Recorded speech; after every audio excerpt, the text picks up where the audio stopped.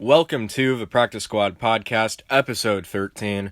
I'm your host, Gabe. I'm alone once again, and I'm going to be breaking down the past week's news for Seattle.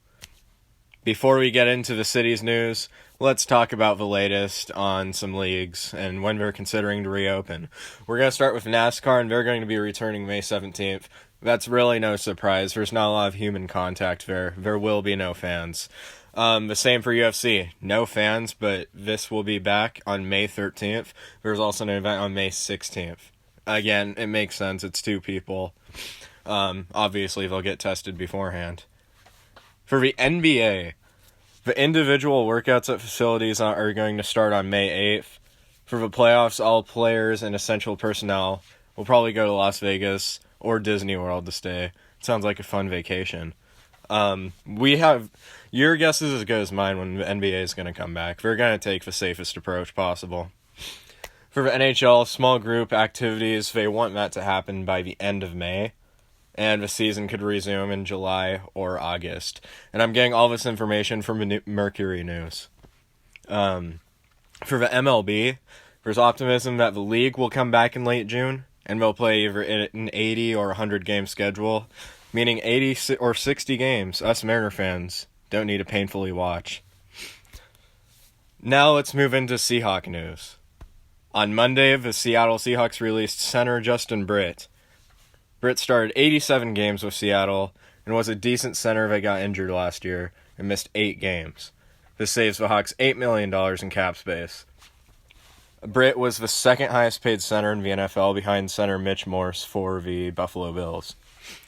The most realistic fit I see here is him going to the Giants. That's basically where he's rumored to go for everybody. They also cut starting guard DJ Fluker. He's had an up and down career. He was a solid guard who got picked up 2 years ago and revived his career as a Seahawk. A day after the announcement that he got cut, the Ravens just swooped in. High-character, serviceable guards don't grow on trees, and the Ravens were one of the most guard-needy teams after the retirement of Marshall Yonda earlier in the offseason. The money isn't unknown at this point. I believe it's a one-year deal. So the Seahawks had 19 linemen before these two cuts under contract, and they ended up freeing up $14 million by cutting those two. When you look at the Seahawks depth chart for offensive line, obviously you have Dwayne Brown at tackle. He missed 4 games last year. You also have Mike Iupati at left guard. That's pretty much a given. Here's where things get interesting. When you look at center, Justin Britt, he was your guy. He was kind of anchoring down the O-line behind Dwayne Brown. Well, you're looking at Joey Hunt, B.J. Finney, and Ethan Pocic as their replacements. If Joey Hunt is the center for the Seahawks going forward as a starter, Seattle's run game's going to be terrible. Hunt had his good moments, but he also had his awful moments. Think about the divisional round against the Green Bay Packers. He got bullied by Kenny Clark all day. Kenny Clark is an amazing guy. He was throwing Hunt around so much. Hunt kind of was a big reason the Seahawks actually lost that game. B.J. Finney they brought in, I believe, on a 2-year, $8 million deal from the Steelers. He has experience at guard and center. I could see him being the starter for the Seahawks once the season comes. Ethan Pocic, he's kind of been playing everywhere on the interior offensive line. He's not a great blocker, but he's just a body to fill in there. I'd take both of those guys over Joey Hunt.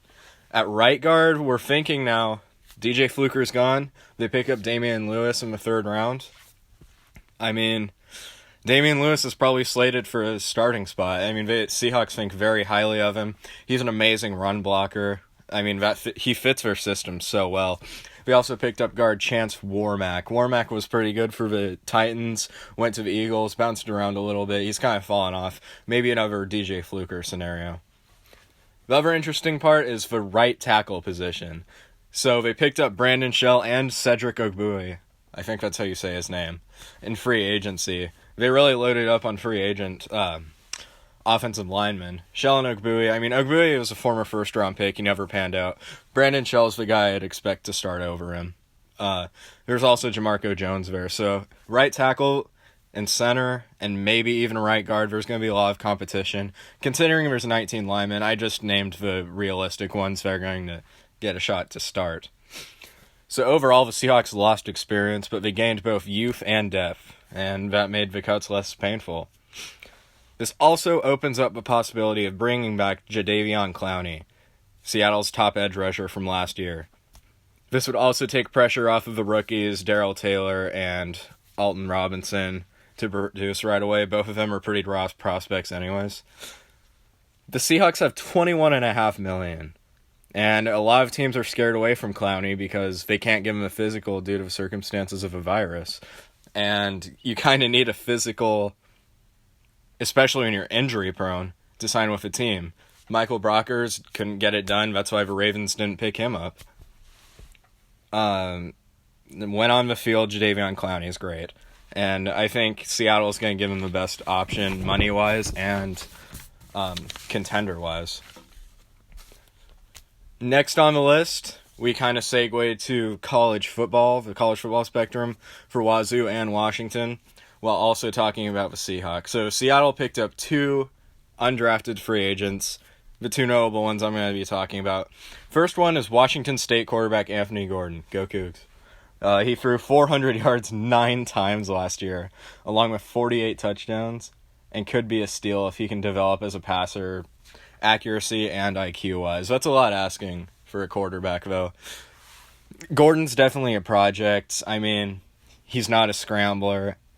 I don't know. Wazoo just knew Mike Leach, one of the best offensive minds in all of football.